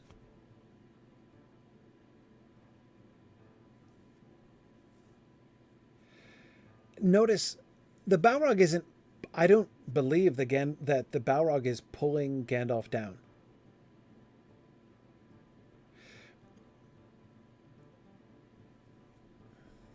Remember, it's not a bullwhip. This is not Indiana Jones. So he doesn't whip his bullwhip, which wraps around Gandalf's knees and holds there, and then the Balrog pulls him down with his own weight. That's not what's happening here. It drags him to the brink. So yeah, like a cat o' nine tails has short thongs, multiple short thongs. It's not designed for catching onto anything. It's designed for flaying somebody's back. It's torture. It's punishment. The thongs are only like this long on a cat o' nine tails. And now if you did hit somebody in the knees, it curls, the lashes curl around. That's what they're going to do. If you hit somebody in the arm or the leg with a cat o' nine tails, it's going to wrap around, but it's not going to necessarily hold. But look at the sequence. The thongs lashed. That's the swinging of the whip. and curled about the wizard's knees. That's the contact with him. It whips around his knees. And that initial wrapping around the knees drags him to the brink, not over it, but to it. At which point he staggers and falls. It's the staggering. It's the staggering that makes me disbelieve that the Balrog is pulling him down. I think he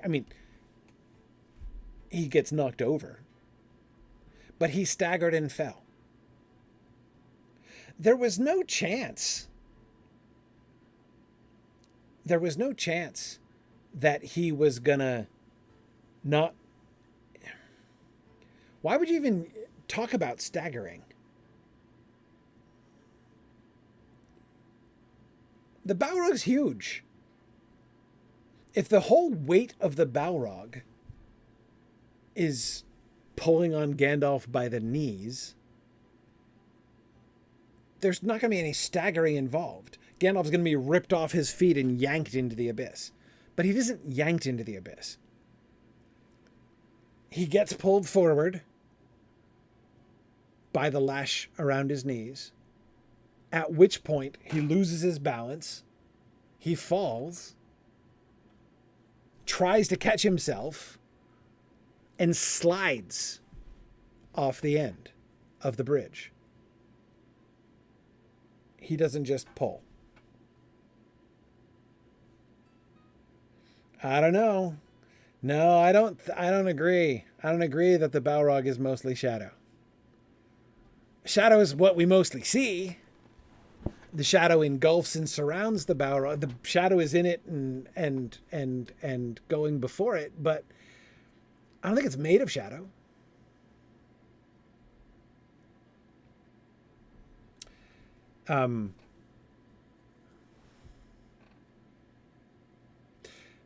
It sounds like Gandalf falls over.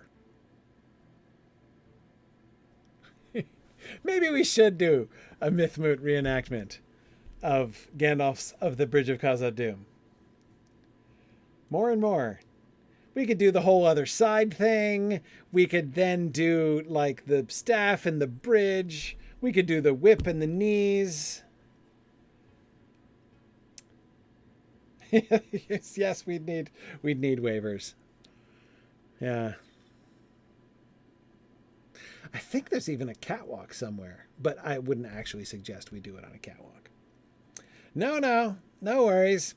No Mythmoot guests will be harmed in the reenacting of this confrontation. Yeah.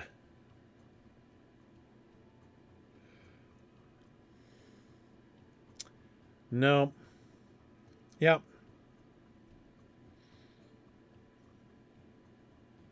Yeah, no, I don't actually have a cat of nine tails.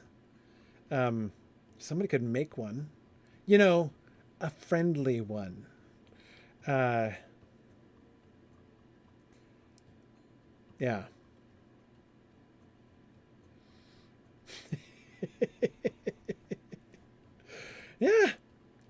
Yeah. Friendly Balrog. Yeah, no, it'll be good. Maybe we should do this. I think it's time for a forensic reenactment. You know, we joke about that a lot, but I often find forensic reenactments really useful.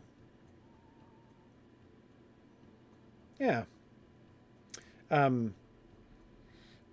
Okay. Okay. Yeah. Well, check it out. I maintain that Gandalf is not pulled into the abyss, he falls. He staggers, falls over, and slides. He's not yanked. That's what I maintain. But we'll see. Eric says I only say that because that's what the text says. Largely, yes. Yeah. No, I agree about the dragging him to the brink. That's what I want to do. That's what we'll do the reenactment for. And I promise I will try to do a better job this time of getting good video coverage of our reenactment, and and I'll make sure it's available to everybody.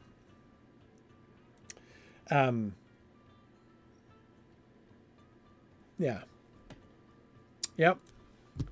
It'll be good. All right. Let's end there. I went long again, I know. But now we're going to be back on pass. Next week, we're back to one session per whole entire slide. One entire slide per session. Yeah, that's where we're going to get next time. Totally. All right. Very good. Okay. Thank you, everybody, for joining me. Appreciate that.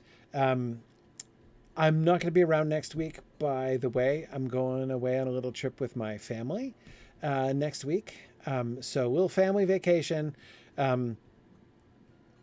because they didn't get to go with me on any of my moots. So we won't be next week, but I'll be back March 3rd. So March 3rd will be our next session, and I might have a little run in March, actually. So we'll see. It throws off the 56-year calculation. Yeah, we'll see. We'll see. Yeah, no, it's winter break, Fourth Dauntless. Yeah, my wife and I are observing the last year ever that we schedule our vacations on the New Hampshire public school spring break and winter break times. And next year we will begin the parts of our lives where we will make sure that we plan our vacations any week but those weeks. Anyway, yeah. All right. Thanks, everybody.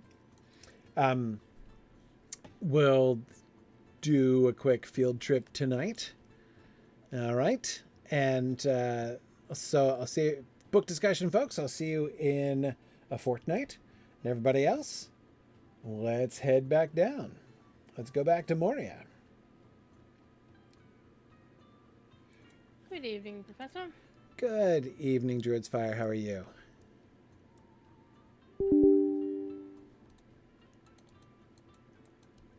Okay, hang on. I'm doing the thing. Doing the thing. Resizing my screen because... Yep. I'm just getting the raid set up. I was a little bit tardy on that because I wasn't sure if we were actually doing a field trip tonight. Oh, yeah. Yeah, we'll get it done. Will not, I think, do very much. But hang on, I'm trying to remember. So we did the water wheel place last time. Oh, that's right. Yep, We were going to... I remember. The statues. Yeah, there was a stable master. Okay, now it's all coming back to me now. All right. Yes, over by the Vile Maw. That's just where we were, Neurosapiens. That's just what I'm planning. Okay. So, right near there.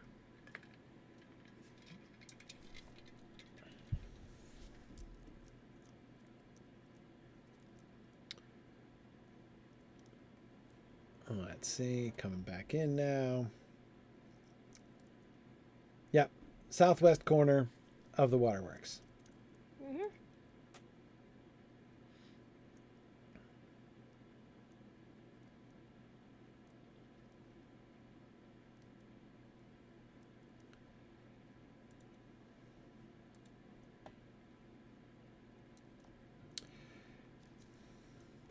And the primary thing we are going to consider tonight is... Oh man, got all these things. All the buttons. All the buttons. Okay. The primary thing I want to consider is those statues. So let's go back to the rotting cellar and we'll stable master from there.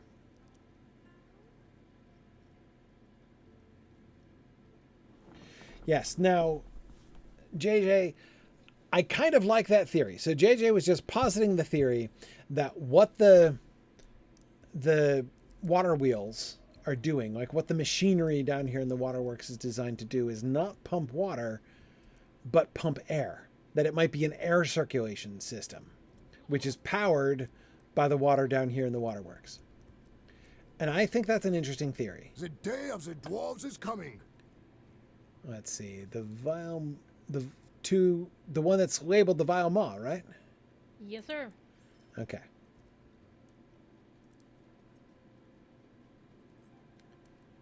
All right.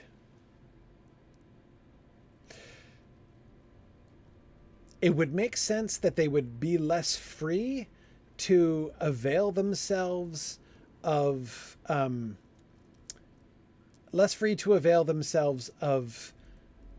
water power elsewhere, because they don't want to flood their other tunnels and stuff. But they can do the waterfall waterworks thing down here because they can, because this is where the water lives. Like, this place is always going to be flooded, so it's fine. You can play with water however you want to down here.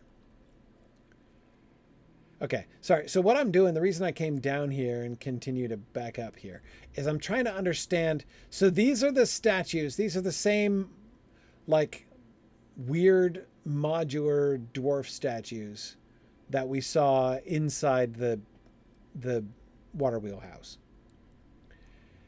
And I want to get a whole effect that they're going for here. Because so this is a path. I don't think this is ruined. I think this is natural. I think this was never made more than this. This doesn't look right. I don't see any evidence of any carving or blocks or anything else down here. No detritus. Yeah, no detritus, no ruins. This is just natural rock. So this is natural rock. They might have carved out this gap, but they just carved it in the natural rock and they left it au natural. Okay, Not but too many straight faces on it. It's all pretty rocky, as it were. yeah, exactly. No, they clearly left it that way. But then you come up, and then around the corner, all of a sudden, we get not only the huge gate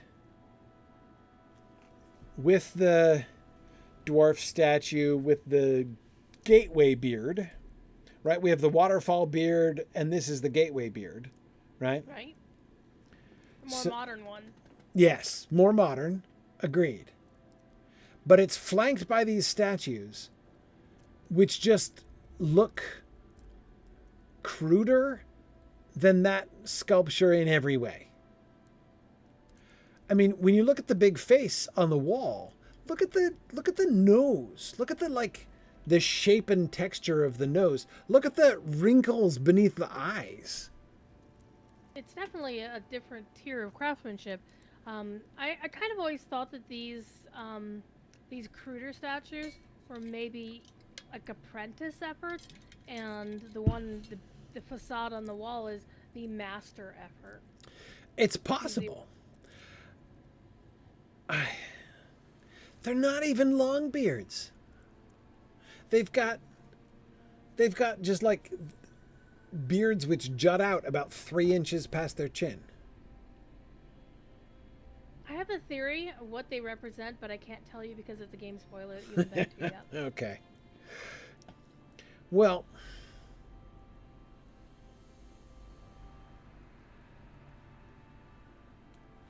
anyone who's played Gundabad knows exactly what I'm talking about. I see. Okay, it's a so Gundabad Weekend Marathon spoiler. when? Yeah. Yeah, okay.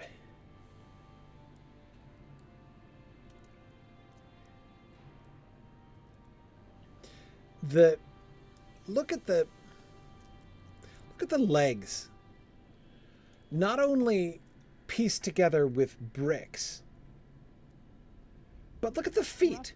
It doesn't have feet. It just has pediments at the bottom of the legs. Right. Barely any toes. Yeah, no toes at all. It doesn't even really have feet. It just has it's like the base of a column. It looks like this one statue on the right-hand side as you're going in has no feet at all, and it kind of looks Yeah. like maybe there was a little bit of a land slide or something, but I don't know. Right. Maybe it's just Ah, innocent. you're right. That's the one I was looking at. These other ones do have a gesture at feet. But they're still not finished. No, they're still not good feet. Okay, But here's... it looks like they weren't done carving the feet out. Yeah. Yeah. Now, I admit, the fact that they added in, like, fancy boot tops is kind of nice. Yeah, clever. It's not like it's totally incompetent, these statues. It I kind mean- of reminds me of some of the statues we see, like the High King's Crossing has this ginormous statue, but it's very rough cut stone, versus most of the statues of Elendil are very fine work. Right. It gives me that same vibe.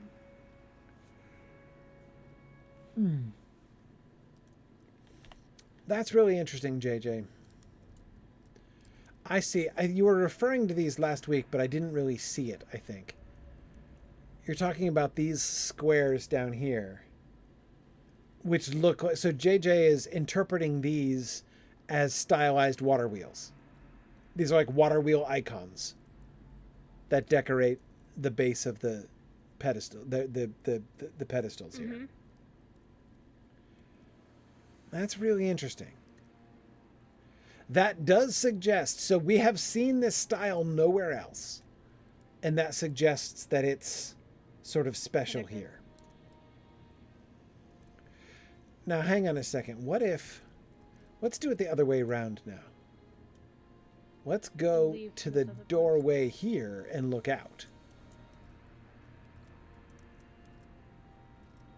I want to go through the door. Can I go through the door? I don't know. What is the Vile Maw? That's an Is that an instance or something? Yes, it's an instance. Okay. Yeah. Is that like a raid?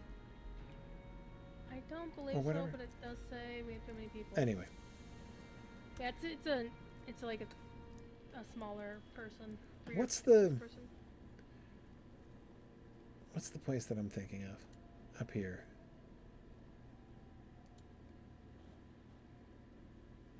What's this place over here called? This is the Fang Pit. Fang Pit. That's what I was thinking of. Okay. Fangs and Maws. That's what was making me think of it. Okay. So the Vile Maw. Yeah, it's a 12-man. Okay. Okay. So if you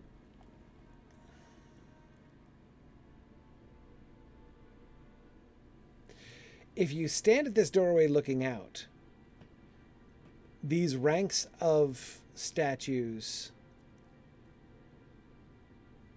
are sort of waiting for you. They're a kind of transition into or out of this area. And if JJ is right about those water wheel designs on the pedestals, which links these statues specifically to this area, which fits with what we saw in that like really, really private inner sanctum that had these statues, 7 of them, down in that water wheel house.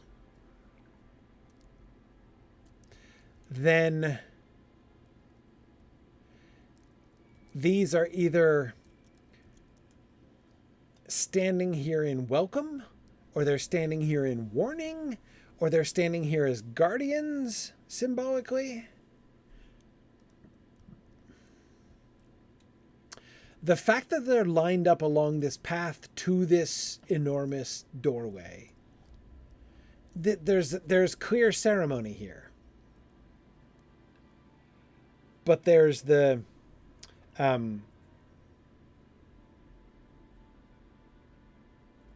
there's a sense of ceremony. There's a sense of process here.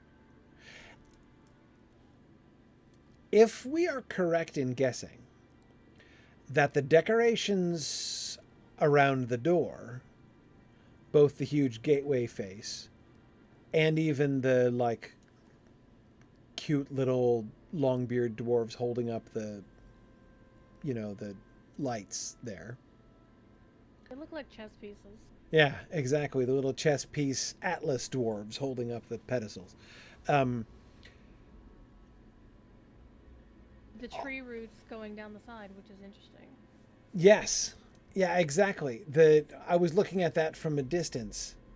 You get that whole like, and you got like the branching up at the top, just like the second hall. Mm-hmm. Yeah. So, assuming that this door is much more modern, there was a choice made to leave these old statues here. If these old statues were put here in some ancient time or other, whatever is inside the Vile Maw, which I actually don't even know, because although, as I've said, I've done completionist Moria, but I didn't do the raids because I was doing solo completionist Moria, so I didn't do the Vile Maw. But anyway, whatever the Vile Maw is, I assume that there was something there in the ancient days, because why else would they put these statues in this, lining this walk up to it? The more modern dwarves then came here, built this new, beautiful, and far more elaborate doorway. I'm guessing it's very elaborate. I'm guessing it's more elaborate than the old door that was there.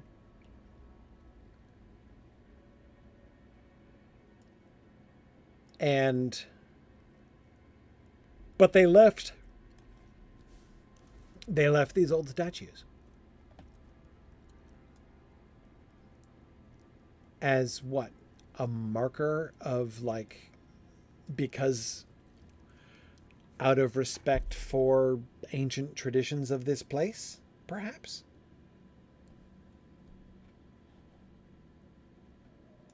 There's definitely some shared motifs between the more modern door and the older statues, for sure. Yes, there are. Both these sunburst patterns and also the copper chest piece, which is so frequently seen at the base of columns around Moria. Yes, those things are definitely going to be in both places. My interpretation of that, again, if we're correct that these are ancient, these statues, my interpretation of that is that those two motifs are ancient motifs which have been retained even in and integrated even into the modern architecture. Could it be a symbol that's used to kind of engender some sort of loyalty with an older group? Or to basically show a little bit of continuity, say, hey, look, we have your symbol, you're part of our group, and right. Maybe to keep that sort of sense of community together. Maybe, but, well, the problem is, though, those two motifs, I mean, like what we see right here side by side along the base of the column here, the sunburst, and then I don't even know what to call this thing, the copper one. It looks like a face. It does look like a face, the copper face. So we have faces. Yeah. Those motifs are all over in Moria, though. Like, that's not just a here motif. That's a dwarf motif. It's a dwarf motif. It's everywhere in Moria. And so, therefore, this suggests to me that is true because that's a very old design motif. The only thing that seems to me unique to this area are those water wheel symbols that JJ was pointing out on the higher row in the pedestal. And that I don't remember seeing anywhere else in Moria. I don't either.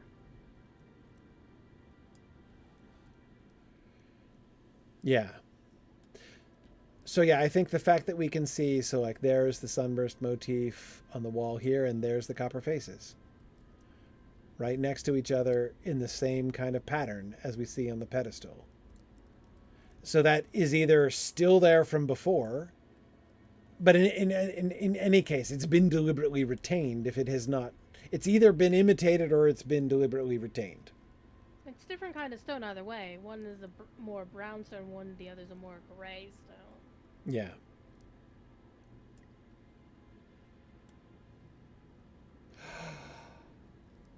I just thought of something. Uh-oh. Theory. Okay, here's my theory. Is the bunnies? These dwarves, their beards are short. Mm-hmm. Because they're not long beards. Okay, I'm tracking. They're not long beards. Maybe the ancient dwarves who lived here and had a kind of separate culture and who might have had different religious or reverence patterns were exactly, Aranas, dwarves of Belagost and Nogrod. That's very likely. We know that that refugees from Belagost and Nogrod, that is to say the Broadbeams and Firebeards respectively, came to Khazad-dûm in the Second Age. I do think, Amathorn, I do think they were here first. Well, at least Gimli's poem suggests that Durin was the first one here. You know, he was still doing his walking alone thing. He was still on mythic solitary walkabout when he looks into the mirror and decides to build here in Khazad-dûm. But the different style of statue, the different aesthetic of dwarf appearance, including most notably the short beards,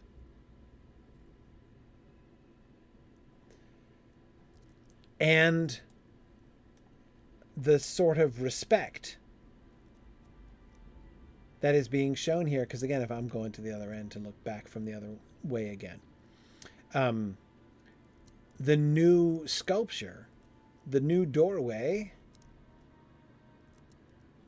that's a long beard. Clearly, yes. Like the whole gateway beard thing. So the long beards have come perhaps after. I mean, there may have come a time when the Broadbeams and the Firebeards had integrated more fully with the Longbeards in Moria and no longer really had a separate culture. I could imagine them. Maybe they wanted to live separately. Like, putting them down in the flooded basement seems a little rude, frankly, but it might not be the only place where they lived. But again, perhaps they were grumpy and wanted to live in a place apart that was separate from everybody else. So they deliberately... We have no context as to who... Yeah. As to why they were down here. Yeah. Yeah, there could be multiple reasons why. This might not... I mean, we might look at this and be like, well, this is the dank flooded basement. This seems like really unattractive real estate as far as Moria is concerned. But maybe they didn't think that way. Maybe there could have been different reasons why they didn't think this way. And JJ, yeah, maybe they had a particular affinity for machines. Maybe that was like part of the deal. Like, hey, you want to live with us? That's great. Hey, you guys make these big complicated machines, right? Could you make us an air circulation system? And Amathorn, I agree. It certainly could have been nicer back in the day, for sure. For sure. Because this is like thousands of years after it was colonized. Oh, yeah. Yeah. Yeah. We're like 6,000 years geology. following when the Broadbeams and Firebeards would have moved in. Yep. Many things can happen in 6,000 years. Yes. Okay. Okay. That's my theory. And so these old statues have been left out of respect for the ancestors of the Broadbeams and Firebeards. One could even speculate, of course, that the different postures of the hammers represent that. Like Broadbeams to my right, Firebeards to my left kind of thing. Possibly. possibly not. They look identical in almost every other sense. Well, But the ones on the right-hand side are all holding their hammers, their mauls horizontally. exactly, The yeah, ones that's on the the only left are distinguishing all mark I'm standing seeing. up, yeah. It could be. It could be that.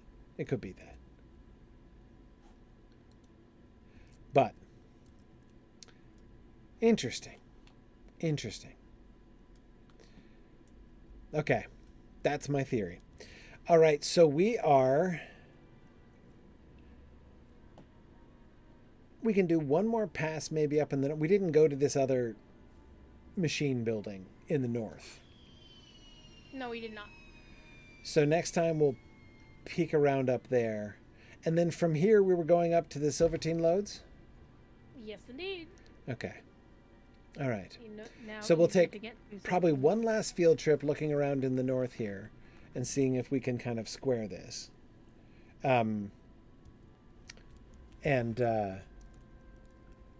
Yeah.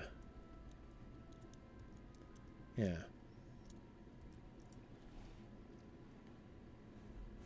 Okay. I want to understand those towers better too. All right. Anyhow, very good. Well, thank you, everybody. Appreciate your patience as always. And I'll see everybody in a fortnight. And we'll see, maybe we'll finish up the waterworks in a fortnight. Hooray! Very good. Thanks, everybody. Have a good night. Bye now.